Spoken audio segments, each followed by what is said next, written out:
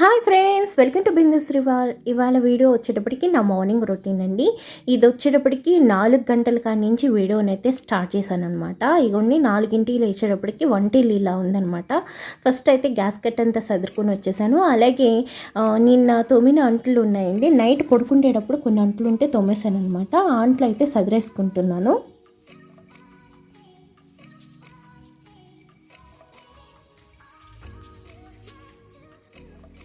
ఇంకా నైటు తినగా కొంచెం అన్నం అయితే ఉందండి. ఆ అన్నాన్ని అయితే ఒక గిన్నెలోకి తీసేసుకుంటున్నాను.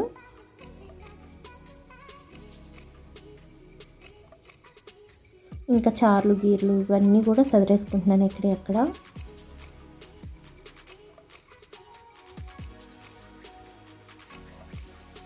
ఇంక ఇప్పుడైతే జావ అయితే కాస్తున్నాను అనమాట. ఇవాళ మా వారు కింద ఒక చిన్న వర్క్ అయితే చేపిస్తున్నారు రాముల వారి గుడి కాడ. ఇంకా అక్కడ ఉంటారు కాబట్టి, ఎండలో ఉంటారు కాబట్టి ఇంకా ఆయన కోసం అనేసి జావ అయితే కాచేసుకుంటున్నా. ఒక లోట నీళ్ళు అయితే పొయ్యి మీద పెట్టేసుకుని ఆ నీళ్ళల్లో కొద్దిగా సాల్ట్ అయితే వేసి మరిగించుకుంటున్నానండి. ఈ లోపుగా నేనైతే ఒక లోటల్లో సగం వాటర్ తీసుకుని ఒక 5 టేబుల్ స్పూన్ల చోడపిండి అయితే వేసుకుని ఇలా ఉండలు లేకుండా ఇలా కలిపేసుకోవాలండి. కలుపుకున్నాక మనం ఈ వాటర్ అనేది మరిగిపోయింది కదా, ఈ వాటర్లో ఈ చోడపిండి వేసి ఇలా కలుపుతూ మనం చక్కగా సిమ్లో అయితే ఈ జావని అయితే ఉడికించుకోవాలండి. ఈ జావ రుచి అన్నది ఈ ఉడకటంలోనే ఉందండి. ఎంత బాగా ఉడికితే మనకి జావ అన్నది అంత కమ్మగా ఉంటుందన్నమాట. అలాగే ఇంకోటి ఏంటంటే జావ కానీ మనం సరిగ్గా ఉడకపెట్టకుండా కనుక తీసుకున్నట్టయితే కొంచెం స్టమక్ పెయిన్ అన్నది వచ్చే అవకాశం ఉంటుంది. అందుకనే జావ అన్నది చక్కగా సిమ్లో పెట్టి ఒక పావు గంట సేపు అయితే ఉడికించుకోవాలి. ఈ జావని అయితే స్టవ్ ఆఫ్ చేసుకుని చల్లారబెట్టుకుంటున్నాను. ఈ లోపుగా నేను ఏంటంటే ఇడ్లీల కోసం అనేసి ఇడ్లీ పప్పునైతే నానబెట్టుకుంటున్నాను. 4కే నానబెట్టేసానండి. ఇడ్లీ పప్పు అదే మనకి మినపప్పు అన్నది ఒక 2-3 గంటలు నానితే సరిపోతుందండి. ఎక్కువసేపు నానబెట్టుకుంటే కనుక మనకి జిగురు అన్నది పోతుందనమాట. ఇడ్లీలు కొంచెం మృదువుగా రావాలంటే మనకి పప్పు అన్నది కొంచెం తక్కువగానే నానబెట్టుకోవాలి. ఒక 2-3 గంటల్లో మనకి పప్పు అన్నది పర్ఫెక్ట్గా నానిపోతుందనమాట. ఈ లోపుగా అయితే నేను జావ చల్లారిపోయిందండి. ఈ జావనైతే ఇలాగా పెరుగు వేసి అయితే కలిపేసుకుని నేను ఒక బాటిల్లోకి అయితే పెట్టేసి ఫ్రిడ్జ్లో పెడతాను. ఎందుకంటే ఎండలో కొంచెం చల్లగా ఈ జావ తాగితే బాగుంటుంది కదా అన్నట్టుగా అయితే ఇలా వాటర్ బాటిల్లో వేసి ఫ్రిడ్జ్లో అయితే పెట్టేసుకుంటాను. ఇప్పుడైతే టీ పెడదామనేసి పాలైతే తీసుకున్నాను. పాల మీద మీగడైతే తీసేసుకుంటున్నాను అనమాట. ఇలా అయితే మీగడ కోసం ఒక పెద్ద డబ్బా పెట్టుకున్నాను అనమాట. ఆ డబ్బాలో ప్రతిరోజు వచ్చిన మీగడిని ఈ విధంగా అయితే కలెక్ట్ చేసుకుని ఆ డబ్బాలో వేసేసుకుంటాను.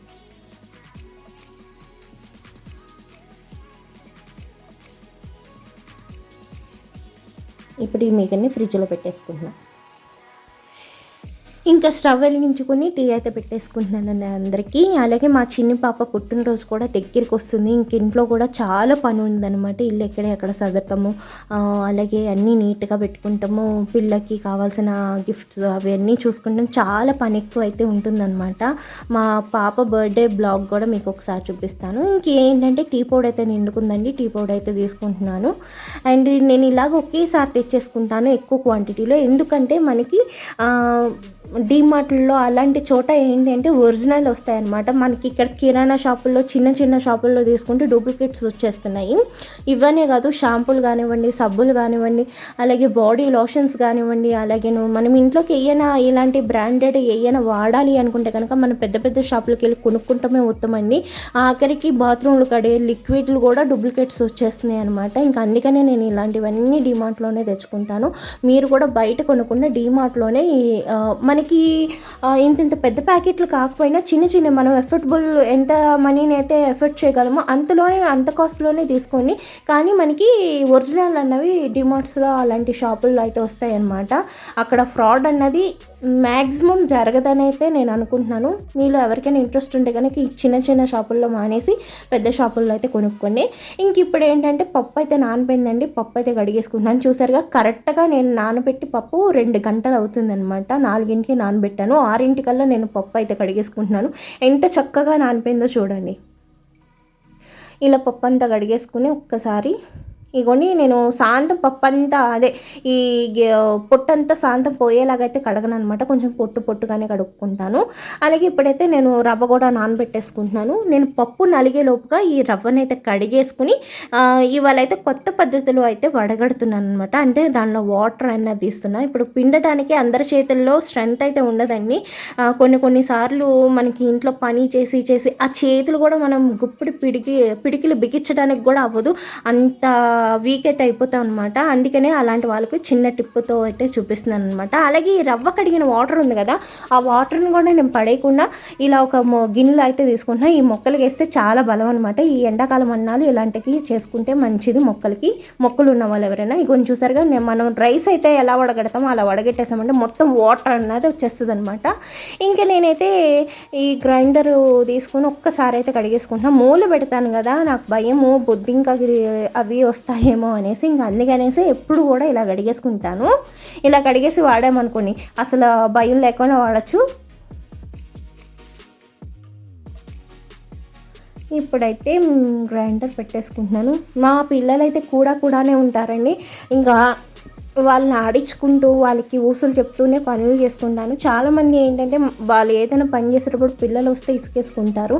అలా కాకుండా మనం వాళ్ళతో ఇలా సరదాగా కబుర్లు చెప్తూ ఇలా చేసినట్టయితే వాళ్ళకి కూడా బాగుంటుందన్నమాట. పిల్లలు ఎక్కువగా పేచీ పెట్టుకొని ఉంటారు. ఇంకా పప్పు అయితే నలిగిపోయిందండి, పప్పుని తీసేసుకుంటున్నాను అనమాట. ఇదిగో ఇలా కొద్దిగా వాటర్ వేసి ఇలా పప్పు అంతా కడిగేసుకొని ఆ వాటర్ కూడా నేను ఇప్పుడు తీసుకున్న పప్పులో అయితే వేసేసుకుంటాను అనమాట. కొంచెం కూడా వేస్ట్ కాకుండా ఉంటుంది. ఇలా వాటర్ అంతా ఇందులో వేసేసుకున్నాను.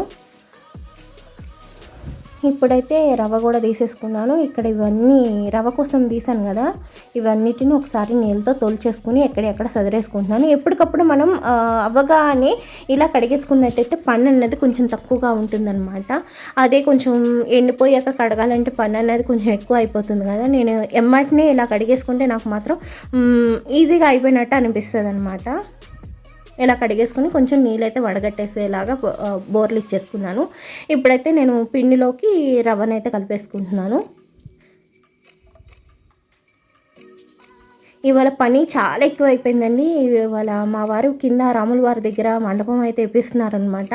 ఆ మండపానికి వేయటానికి వచ్చిన వాళ్ళకి టిఫిన్లు టీలు ఇవాళ పని అయితే చాలా ఎక్కువ అయిపోయిందనమాట. ఇంక ఈ రవ్వ కూడా ఇవాళే పెట్టుకున్నాను పని. ఇంక ఇప్పుడు ఏంటంటే నేను లిక్విడ్ ఇంట్లో చేసుకుంటాను అని చెప్తాను కదా అండి, అదే కబోర్డ్స్ తొడవటానికి కానీ గ్లాస్ ఐటమ్ తొడవటానికి కానీ దేనికైనా నేను ఈ లిక్విడ్ తోటి నేను ఈ లిక్విడ్ ప్రిపేర్ చేసుకుంటున్నాను కదండి. ఈ లిక్విడ్తో నేను ఏమేమి క్లీన్ చేస్తానంటే ఇత్తడి సామానం క్లీన్ చేస్తాను, వెండి సామానం క్లీన్ చేస్తాను, అలాగే గ్యాస్ కట్ క్లీన్ చేసుకుంటాను, అలాగే పొయ్యి క్లీన్ చేసుకుంటాను, అలాగే మనకి కబోర్డ్స్ ఉంటాయి కదా, కబోర్డ్స్ డోర్ని కూడా తుడుచుకుంటాను, అలాగే గ్లాస్ ఐటమ్ ఏదైనా తుడుచుకుంటాను, ఫ్రిడ్జ్ తుడుస్తాను. అన్నిటికీ ఒక్క లిక్విడ్ చాలండి. ఈ ఒక్క లిక్విడ్ మనం ప్రిపేర్ చేసుకున్నాం అంటే దీంతో ఎన్నిటి రకంగా అయితే వాడచ్చో తెలుసా. మనం మాప్ పెట్టేటప్పుడు కూడా కొంచెం ఈ లిక్విడ్ వేసి మాప్ పెడితే భలే నీట్గా వచ్చేస్తాయి అనమాట. దీనికోసం నేను ఏమేమి తీసుకుంటున్నాను అంటే ఫస్ట్ అయితే నిమ్మకాయలు ఒక చిన్న గ్లాసు నిండా నిమ్మకాయలు అయితే తీసేసుకున్నాను. మీరు కొలుచుకొని, నాకైతే ఉజ్జాయింపు తెలుస్తుంది కాబట్టి నేను కొలవకుండా అయితే చేసేస్తున్నాను అనమాట. నేనైతే ఒక చిన్న గ్లాసుడు నిమ్మకాయ రసం తీసుకున్నానండి. అదే ఏ క్వాంటిటీలో మనమైతే నిమ్మరసం తీసుకున్నామో అదే క్వాంటిటీలో వెనిగర్ అయితే తీసుకోవాలండి. అదే మనం ఫ్రైడ్ రైస్లో వాటిల్లో వాడతాం చూడండి వంటల్లోకి, ఆ వెనిగరే తీసుకున్నాను అనమాట. ఆ వెనిగర్తో ఒక గ్లాస్ నిమ్మరసం, ఒక గ్లాస్ వెనిగర్ అయితే తీసుకున్నాను. ఇప్పుడు ఇందులో మనం సర్ఫ్ కావాలంటే సర్ఫ్ వేసుకోవచ్చు. నేనైతే ఇలాగ అంట్లతో లిక్విడ్ ఉంటుంది కదా, విమ్ లిక్విడ్, అదైతే వేసేసుకుంటున్నాను అనమాట. ఒక స్పూన్ అయితే వేసుకుంటున్నాను. నేను చిన్న గ్లాస్ అని చెప్పాను కదా, దానికి సరిపడగా ఒక పెద్ద స్పూన్ అంతా లిక్విడ్ వేసుకున్నాను. ఇప్పుడైతే ఫిల్టర్ వాటర్, మామూలు వాటర్ కదండి, ట్యాప్ వాటర్ కాకుండా ఫిల్టర్ వాటర్ వేసుకున్నట్టయితే మనకి లిక్విడ్ అన్నది ఎక్కువ రోజులు నిల్వ ఉంటుంది అనమాట. అదే మామూలు ట్యాప్ వాటర్ వేసుకుంటే త్వరగా పాడైపోతుంది. అదే మనం మినరల్ వాటర్ వేసుకుంటే కొంచెం మనకి ఆ లిక్విడ్ అయిపోయేదాకా కూడా ఫ్రెష్గానే ఉంటుందన్నమాట. ఇలా తయారు చేసుకున్న లిక్విడ్ని నేను ఒక స్ప్రే బాటిల్లో అయితే వేసుకుని వాడతాను అనమాట ఎప్పుడు కూడాను. ఈ ఒక్క లిక్విడ్ ఉంది అంటే చాలండి, మనకి ఎన్ని రకాలుగా వాడచ్చో తెలుసా.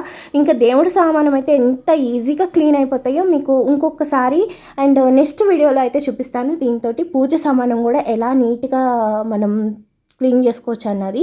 ఈ వీడియోలో చూపిద్దాం అనుకున్నాను కానీ ఈ పనిలో నేను ఇప్పుడు ఇదైతే చూపించలేకపోయాను, చాలా పని ఉంది కదా ఇవాళ, ఇంకా అందుకనే చూపించలే. నెక్స్ట్ వీడియోలో ఈ ఒక్క లిక్విడ్తో మనం ఏమేమైతే క్లీన్ చేసుకోవచ్చు అన్నది క్లియర్గా అయితే మీకు చెప్తానమాట. ఇదిగోండి నేను అందులో స్ప్రే బాటిల్లో వేసేసుకున్నానుగా, ఇంకొంచెం లిక్విడ్ ఉంది, నేనైతే ఇంకో బాటిల్లో అయితే వేసేసుకుని దీన్ని ఫ్రిడ్జ్లో పెట్టేసుకుంటున్నాను. మనం ఈ లిక్విడ్ని లాస్ట్ దాకా కూడా చాలా ఫ్రెష్గా అయితే వాడచ్చు అనమాట. అస్సలు పాడైపోద్ది, కొంచెం బ్యాడ్ స్మెల్ వస్తుందేమో, ఏమి ఉండదన్నమాట. అలాగే మనకి బొద్దింకలు కూడా రావండి. ఇది లిక్విడ్ మనం వంటింట్లో వాడుతుంటే బొద్దింకలు కూడా క్రమేపీ తగ్గిపోతాయి అనమాట. ఇలా అయితే నేను గ్రైండర్కి అయితే ఇలా స్ప్రే చేసేసుకొని తుడిచేసుకున్నాను అనమాట. మూల పెడతాను కదా, బొద్దింకలు అవి కూడా రాకుండా ఉంటాయి. ఎందుకంటే నిమ్మకాయ వాసనకి అలాగే వెనిగర్ వాసనకి బొద్దింక అనేది అస్సలు దగ్గరికి రాదనమాట. ఇది బొద్దింకలు పోవటానికి కూడా బాగా పనికొస్తుంది. నీట్గా ఉండటమే కాదు, అలా బ్యాక్టీరియా ఫామ్ కాకుండా ఉంటుంది. అలాగే మనకి బొద్దింకలు కూడా చాలా మట్టికి తగ్గిపోతాయి అన్నమాట. ఈ లిక్విడ్ని అయితే ఒక్కసారి ఇంట్లో ట్రై చేసుకుని ఒక్కసారి చూడండి. నాకు నిమ్మకాయలు అంటే కొంచెం ఎక్కువగా వస్తాయి, మా పల్లెటూరు కాబట్టి మాకు చుట్టుపక్కల నిమ్మ తోటలు ఉన్నాయి కాబట్టి ఈజీగా వస్తుంది. మీరు కొనుక్కునే బలం అయితే కొంచెం చూసుకుని అయితే వాడండి. ఇంక ఇప్పుడైతే పని వాళ్ళు కింద మండపం కడుతున్నారు కదా రాముల వారి దగ్గర, వాళ్ళ కోసం అని అయితే టీ పెడుతున్నానండి. వాళ్ళకి టీ పెట్టిచ్చేసి ఇంకా ఆ తర్వాత పనిలోకి చూస్తాను. ఇంకా వాళ్ళకి టీ పెట్టేశాక నేనైతే ఇడ్లీ వేసేద్దామనేసి ఇడ్లీ పిండినైతే తీసుకుంటున్నాను అనమాట.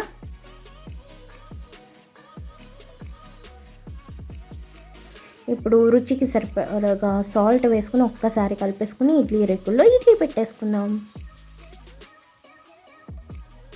చూసారుగా ఎంత ఫ్లఫీగా వస్తున్నాయో ఇడ్లీ. మీకు పిండి చూస్తేనే తెలుస్తుంది అనమాట. నేను ఎప్పుడు కూడా రవ్వను అండ్ పిండి అంటే నేను తీసుకున్న మినపప్పు సేమ్ క్వాంటిటీలో తీసుకుంటాను. చాలామంది ఎక్కువ తక్కువగా తీసుకుంటారు కానీ అలా కాకుండా నేను రెండింటిని ఈక్వల్గా తీసుకుంటాను. దానివల్ల ఏంటంటే నాకు ఇడ్లీ చాలా సాఫ్ట్గా వస్తాయన్నమాట. పిల్లలు కూడా చాలా ఇష్టంగా తింటారు. ఇంకా మీరు కూడా ఒకసారి నేను చెప్పిన కొలతలతో ట్రై చేయండి. ఇడ్లీ అయితే చాలా స్మూత్గా వస్తాయి అనమాట. మన సబ్స్క్రైబర్లకు కూడా తెలుసు. ఒక ఆవిడైతే ట్రై చేసి కూడా నాకు కామెంట్ చేశారు చాలా బాగా వచ్చినాయి అనేసి. ఆ కామెంట్ చేసిన ఆవిడకి కూడా చాలా చాలా థ్యాంక్స్, మహాలక్ష్మి గారు ఆవిడ పేరు వచ్చేటప్పటికి. ఇంకా నేను ఇడ్లీలోకి చట్నీ అనేసి ఏం చేస్తున్నానంటే టమాటా కొత్తిమీర పచ్చడి చేస్తున్నా. ఇది నా స్టైల్ అనమాట. చాలామంది చాలా రకాలుగా చేస్తారు కానీ నేనైతే ఇలా చేస్తాను. అప్పుడు ఒక్కొక్కసారి ఒక్కొక్కలా చేస్తాను అనమాట. ఇవాళ అయితే ఈ స్టైల్లో చేస్తున్నాను. అలాగే మీరు చూస్తున్నట్టయితే నేను ఎప్పటి నుంచి కొత్తిమీర చూపిస్తున్నాను. ఇలా మీరు కనుక స్టోర్ చేసుకుంటే మనకి కొత్తిమీర అన్నది ఎన్ని రోజులైనా ఫ్రెష్గా ఉంటుంది అనమాట. కొత్తిమీర అనే కాదండి, ఆకుకూరలు ఏదైనా కానీ ఇలా స్టోర్ చేసుకుంటే మీకు చాలా రోజులు ఫ్రెష్గా ఉంటాయి అనమాట. మీరు చూస్తున్నట్టయితే నేను ఎన్ని రోజులు బట్టి వాడుతూ మీకు ఆ బాక్స్ని అయితే చూపిస్తున్నానో గమనించండి ఒక్కసారి అన్ని వీడియోస్లో, మీకే అర్థమవుతుంది. ఈ విధంగా అయితే మీరు ఒక పేపర్లో చుట్టేసుకుని ఏ ఆకుకూర అయినా కానివ్వండి చక్కగా స్టోర్ చేసుకుంటే మనకు ఆకుకూరలు అనేవి ఫ్రెష్గా ఉంటాయి అన్నమాట. ఇలా కొత్తిమీరని ఒకసారి కడిగేసుకుని చూసారా ఎంత మట్టి వచ్చిందో. ఇప్పుడు వేరే వాటర్ అయితే తీసుకొని పచ్చిమిరకాయలన్నీ కూడా వేసేసుకుంటున్నాను. దీనికి ఏంటంటే కొంచెం స్పైసీ ఎక్కువగా ఉంటే బాగుంటుంది అనమాట. నేనైతే పచ్చిమిరకాయలు ఎక్కువగా వేసుకుంటా. కారం ఎక్కువ తినేవాళ్ళు ఎక్కువగా వేసుకొని, తక్కువగా తినేవాళ్ళు తక్కువగా వేసుకోండి. అలాగే ఇంకోటి ఏంటంటే మనకి పచ్చిమిరపకాయలు, కొత్తిమీర అలాగే టమాటాలు కూడా సేమ్ క్వాంటిటీలో ఉండాలన్నమాట. అప్పుడే మనకి ఈ పచ్చడి అన్నది టేస్ట్ బాగుంటుంది. మీరు కారం ఎక్కువ తిన్నా తక్కువ తిన్నా దాన్ని బట్టి కారం అడ్జస్ట్ చేసుకోండి. కానీ టమాటాలు కానివ్వండి, కొత్తిమీర కానీ సేమ్ క్వాంటిటీలో మాత్రం తీసుకోండి. అప్పుడే మనకి కొత్తిమీర పచ్చడి అనేది రుచి బాగుంటుందన్నమాట. ఇలా టమాటాలను అయితే సన్నగా కట్ చేసేసుకుంటున్నా. ఈ నాటు టమాటాలని మొన్న అదేంటి ఖమ్మం నుంచి వస్తూ తెచ్చుకున్నాను అనమాట. చాలా బాగున్నాయి. పక్కనే తోటలు ఉంటే అప్పటికప్పుడు ఫ్రెష్గా కోసి తెచ్చుకున్నాను అనమాట. చాలా బాగున్నాయి. పులుపు కూడా చాలా బాగుంది టమాటాలు. ఇంక ఇక్కడ కూడా క్లీన్ చేసేసుకుంటున్నాను ఒకసారి. ఇవాళ పని అంతా ఏంటో గజిబిజిగా ఉంది. హడావిడి, అటు పరుగులు. అసలు వంటింట్లో కాసేపు ఉంటున్నాను, ఈ లోపుగా బెల్ కొడుతున్నారు, అటు వెళ్తున్నాను, అటు అందిస్తున్నాను, ఇటు వస్తున్నాను. అసలు ఇవాళ అయితే చాలా హింస అయిపోయిందనమాట. ఇంకా మూకుడు పెట్టి మూకుడులో కొద్దిగా ఆయిల్ వేసి ఆయిల్ వేడెక్కాక ఇప్పుడు కట్ చేసుకున్న పచ్చిమిరపకాయలు అలాగే కొత్తిమీర కూడా వేసుకొని చక్కగా ఒక్క ఒక్క 10 నిమిషాల పాటు బాగా వేపుకోవాలి. కొత్తిమీర అన్నది బాగా మగ్గాలండి. కొత్తిమీర కొంచెం పచ్చి ఉన్నా కూడా మనకి పచ్చడి టేస్ట్ అన్నది బాగోదనమాట. కొత్తిమీర అన్నది చాలా బాగా వేపుకోవాలి. మనకి అందుకనే మనం పచ్చిమిరపకాయలు కొత్తిమీర కలిపి వేసేసుకుంటే బాగా వేగుతాయి. పచ్చిమిరపకాయ మగ్గేలోపు కూడా ఈ కొత్తిమీర అన్నది బాగా వేగిపోతుంది. చూసారుగా, ఈ విధంగా మనం కొత్తిమీరని వేపేసుకుని నేనైతే పక్కా తీసేసుకుంటున్నాను. అండ్ టమాటాలు మగ్గేలోపుగా ఇదైతే చల్లారిద్ది అనేసి ముందైతే పచ్చిమిరపకాయలు తీసి పక్కన పెట్టేసుకున్నాను. ఇంక ఇందులో ఏమి వేయట్లేదండి. మీరు చూసినట్టయితే ఇప్పుడైతే కట్ చేసుకున్న టమాటాలు కూడా వేసుకుని ఇందులో కొద్దిగా చింతపండు అలాగే ఒక పెద్ద వెల్లుల్లిపాయ అంతా వేసేసుకున్నాను అనమాట. ఇంకేం వేయక్కర్లేదు. పచ్చడి అయితే చాలా బాగుంటుంది అనమాట. అన్నంలోకి బాగుంటుంది, టిఫిన్లోకి బాగుంటుంది అనమాట. ఇది 2 in 1గా పనికొస్తుంది అనేసి ఈ పచ్చడి అయితే చేశాను. ఇప్పుడైతే పచ్చిమిరపకాయల్లో కొద్దిగా సాల్ట్ వేసుకుని ఇప్పుడు కచ్చా మిక్సీ పట్టేసుకుని వచ్చేసాను అనమాట. చూసారుగా, ఇప్పుడు మళ్ళీ ఇందులో టమాటా కూడా వేసేసుకుని గ్రైండ్ చేసేసుకుందాం.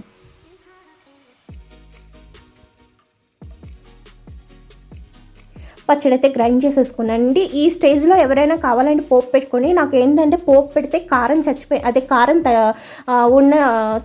అనిపిస్తుంది. ఇంకా అందుకని నేను పోపు పెట్టాను అనమాట. ఎవరికైనా ఇంట్రెస్ట్ ఉంటే పోపు పెట్టుకొని. ఇప్పుడైతే ఇడ్లీ కూడా తీసేసి మా పెద్ద పాపకి అయితే ఇచ్చేస్తున్నాను. ఇప్పుడైతే ఇడ్లీలోకి నెయ్యి వేస్తున్నాను.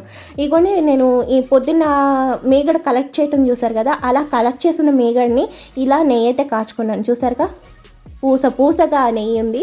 అండ్ ఇలా కాచుకున్న నెయ్యిని పిల్లలకి పెట్టినట్టయితే హెల్దీ అనమాట. మనం ఇంట్లో చాలా హైజీనిక్గా అయితే చేసుకుంటాం. బయట అది ఒరిజినల్లో కాదో కూడా మనకి తెలియదు అనమాట. నేనైతే నేను ఇలా ఇంట్లో కాసుకొని ఎప్పుడు పెట్టుకుంటాను అనమాట. చిన్నపిల్లలు ఉన్నప్పుడు వాళ్ళకి పెట్టాలి కదా. ఇంకా మా టిఫిన్లు అయితే అయిపోయినాయండి. ఇంకా రైతులు మా వారితో మాట్లాడటానికి వచ్చారనమాట. ఇంకా వస్తూ వాళ్ళైతే నిమ్మకాయలు అలాగే కొన్ని కూరగాయలు అలాగే కరివేపాకు అవి తెచ్చారనమాట. ఇక్కడ పల్లెటూరు కదండి, ఇలాగ మా వారిని ఎవరైనా మాట్లాడటానికి వచ్చినప్పుడు నిమ్మకాయలు అలాగే కొన్ని కూరగాయలు అలా పొలాల్లో ఏముంటాయో అవన్నీ తెచ్చుకుని అయితే మా వారికి ఇస్తూ ఉంటారనమాట. మాకు నిమ్మకాయలు అయితే వద్దురా బాబు అన్నా కూడా నిమ్మకాయలు వస్తూనే ఉంటాయి ఇంటికి. మీ సైడ్ నిమ్మకాయలు కాస్ట్ ఎలా ఉన్నది అన్నది కామెంట్ చేయండి. మాకు చూసారా కవర్ నిండా వచ్చినాయి అనమాట వాళ్ళ నిమ్మకాయలు. ఇవైతే ఫ్రిడ్జ్లో పెట్టేసుకుంటున్నాను. ఇప్పుడు ఏంటంటే మొన్న సండే రోజున మా వారు తలకాయ మోసము కాళ్ళు తెచ్చుకున్నారు కదా, తలకాయ మోసం మొన్న వండేసాను. ఇవాళ అయితే కాళ్ళతోటి చారువా పెడుతున్నాను అనమాట. అంటే సూప్ టైప్లో పెడుతున్నాను. ఇందులో కొంచెం శుభ్రంగా బాగు చేసుకున్న కాళ్ళు అయితే వేసుకుని అందులో కొద్దిగా వాటర్ వేసి 8 విజిల్స్ వచ్చేదాకా చక్కగా మనం ఇది మటన్ని ఉడకబెట్టుకోవాలన్నమాట. ఇది కొంచెం ఎక్కువగానే ఉడకాలి. 8 విజిల్లు గుర్తుంచుకొని 8 విజిల్ దాకా వచ్చాక ఆవిరిపోయాక మనం ఇలా మూత అయితే ఓపెన్ చేసి చూసినట్టయితే చక్కగా మనకి కాళ్ళు అన్నవి ఉడికిపోయినాయి అనమాట. చూసారుగా ఎంత చక్కగా ఉడికినాయో. ఇప్పుడు ఈ వాటర్తో నేను సూప్ అయితే చేస్తాను అనమాట. ఇప్పుడు ఈ బోన్స్ అన్నీ ఉన్నాయి కదా, ఇవైతే సపరేట్ చేసేసుకుంటున్నానండి.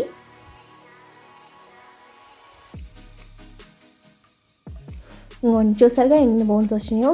ఇప్పుడు ఈ వాటర్ని అయితే పక్కన పెట్టేసుకొని ఇప్పుడు స్టవ్ మీద మూగిడి పెట్టుకొని కొద్దిగా ఆయిల్ వేసుకొని ఇందులో నేనైతే కొద్దిగా గరం మసాలా ప్రిపేర్ చేసుకున్నాను కదండి మొన్న, ఆ గరం మసాలా వేస్తున్నాను అనమాట.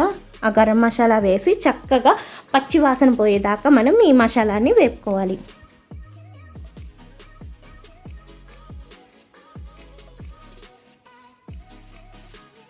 మసాలా బాగా వేగాక ఇప్పుడైతే నేను ఒక 2 పచ్చిమిరపకాయలు అలాగే ఒక పెద్ద ఆనియన్ అయితే సన్నగా కట్ చేసుకుని అయితే వేసుకున్నానండి.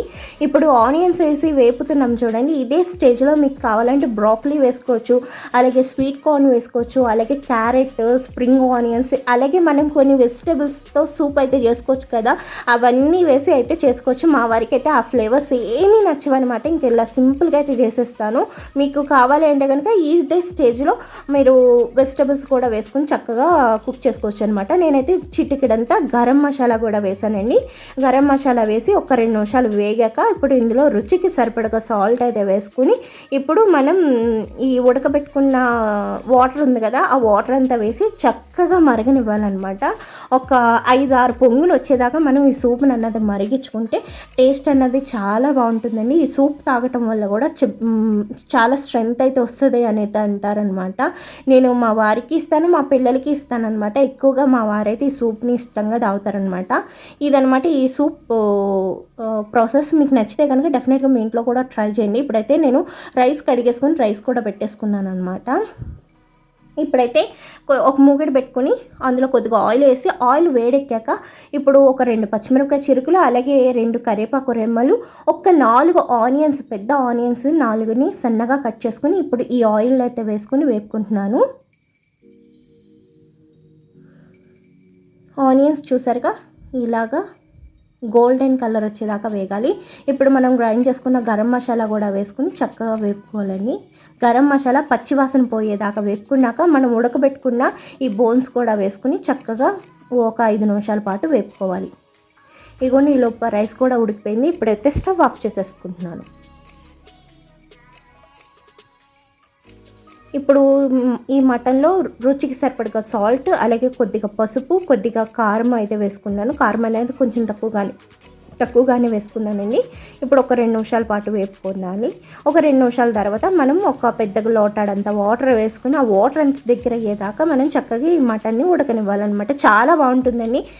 ఈ సూప్ టేస్ట్ కూడా చాలా బాగుంటుంది, ఈ కర్రీ టేస్ట్ అన్నది. ఇదిగోండి మా పిల్లలు నా పనిలో నేనుంటే ఇగోండి వీళ్ళ పనిలో వీళ్ళు ఉన్నారనమాట. ఇలా చేస్తున్నారు, ఏంటి ట్యాప్ లీక్ అవుతుంది, వాటర్ సౌండ్ వస్తుంది ఏంటా అని వచ్చి చూస్తే ఇగోండి ఇలాగా చెల్లెలకి అక్కకి చెల్లి స్నానాలు చేయిస్తూ ఇలా ఆడుకుంటున్నారు. పొద్దున్నే స్నానం చేయించి వాళ్ళని అయితే ఉంచానమాట. నాకు డబల్ పని చేసి పెట్టారు చూడండి. ఇప్పుడు మళ్ళీ వీళ్ళిద్దరికి స్నానం చేయించి ఆ ఒళ్ళు దుడిచి ఇంత అవస్థ పడాలి మళ్ళీ వీళ్ళతోటి. మళ్ళీ ఏ జలుబులైనా చేస్తే వాళ్ళ నాన్నగారితో నాకు అక్షంతలు. కర్రీ అంతా అయిపోయిందండి. ఇప్పుడైతే స్టవ్ ఆఫ్ చేసేసుకుంటున్నాను. సూపు రెడీ అయిపోయింది, కర్రీ రెడీ అయిపోయింది, కూర రెడీ అయిపోయింది అనమాట. ఇప్పుడు ఎక్కడ పెట్టేసుకుని వంటిల్లు అంతా ఒకసారి సర్దేసుకుని ఇలా స్నానాలు కూడా అయిపోయినాయి చూసారా. ఇప్పుడైతే బట్టలు మడతేసేసుకుంటున్నానండి. ఇంకా బట్టలు అన్నవి ఎన్ని ఉంటాయో ఉతుకుతూ ఉంటాను, వస్తూనే ఉంటాయి. బట్టలు అంటేనే నాకు పరమ అసహ్యం వచ్చేస్తుంది. అసలు ఎంత అండి బాబు, నచ్చని పని చేయాలంటే చాలా కష్టం ఆడవాళ్ళకి. నాకైతే చాలా కోపం వచ్చేస్తుంది బట్టలు కాసి చూస్తుంటే. ఇంకేం చేస్తాం, తప్పదు. కొన్ని పనిష్మెంట్ని సైలెంట్గా అలా అనుభవించేయాలన్నమాట. ఆడపిల్లగా పుట్టినందుకు ఇలాంటి శిక్షలన్నీ మనకే ఉంటాయి. మగవాళ్ళకి అసలు ఏమి ఉండవండి, వాళ్ళు చక్కగా కాళ్ళ మీద కాలేసుకొని కూర్చుంటారు. మనమే ఇంట్లో అంతా చేసుకుంటూనే ఉండాలి, ఒక్క నిమిషం కూడా రెస్ట్ తీసుకోకుండా. అలా చేసినా కూడా నువ్వేం చేసావు అనేసి అంటారు. సింపుల్గా ఒక మాటతో అయిపోతుంది అనమాట. అప్పుడు మనకి ఎలా అంటదంటే లోకల్లో ఉన్న బీపీ అంతా మనకే వస్తుంది. ఇంకా అదనమాట ఇవాళ వీడియో. మీకు ఎలా అనిపించింది? ఇంకా అంతేనండి ఇవాళకి. ఈ వీడియో ఎలా అనిపించింది? మీకు నచ్చితే లైక్ చేయండి, నచ్చకపోతే డిస్లైక్ చేయండి, అలాగే కామెంట్ చేయండి. అలాగే మర్చిపోకుండా సబ్స్క్రైబ్ చేయండి, చివరి దాకా స్కిప్ చేయకుండా చూడండి. అలాగే మీకు ఎలాంటి వీడియోస్ కావాలి అన్నది కామెంట్ చేయండి. చివరి దాకా స్కిప్ చేయకుండా చూసినందుకు థ్యాంక్స్ ఫర్ వాచింగ్. బాయ్.